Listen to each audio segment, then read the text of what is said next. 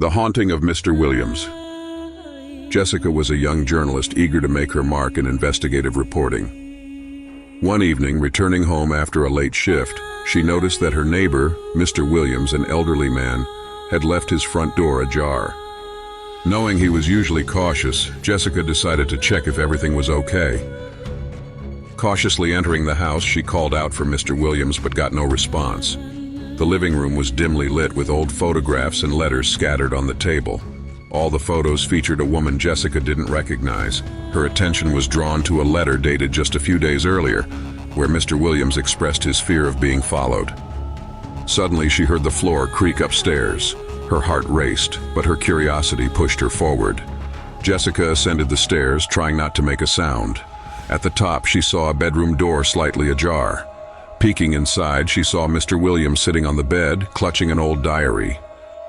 "Mr. Williams, are you all right?" Jessica asked. He lifted his head, his eyes filled with fear. "She's back, Jessica. She won't leave me alone." "Who's back? What are you talking about?" Mr. Williams handed her the diary. "Read this, then you'll understand." Jessica took the diary and began reading. It described his youth and a relationship with a woman named Elizabeth. They had been in love, but after a tragic accident, Elizabeth had died. A chill ran down Jessica's spine. She knew Mr. Williams had lived alone for many years.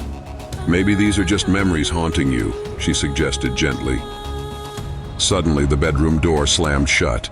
Jessica jumped and Mr. Williams began trembling. "She's here," he whispered. Jessica's heart pounded. She approached the door, trying to open it, but it wouldn't budge. Then, she heard a faint whisper behind her. Turning around, she saw writing appear on the mirror. "You shouldn't have forgotten me." Mr. Williams covered his face with his hands. "She won't forgive me. I'm doomed." Cold sweat dripped down Jessica's back. She realized this wasn't just the ramblings of an old man. Something was truly wrong. Gathering her courage, she forced the door open. "We need to get out of here, Mr. Williams." They rushed downstairs, but when they reached the living room, all the photos on the table were scattered, and scratch marks appeared on the walls, as if someone had tried to claw their way out. Jessica led Mr. Williams outside and called the police. When they arrived, they found no evidence of anyone else in the house.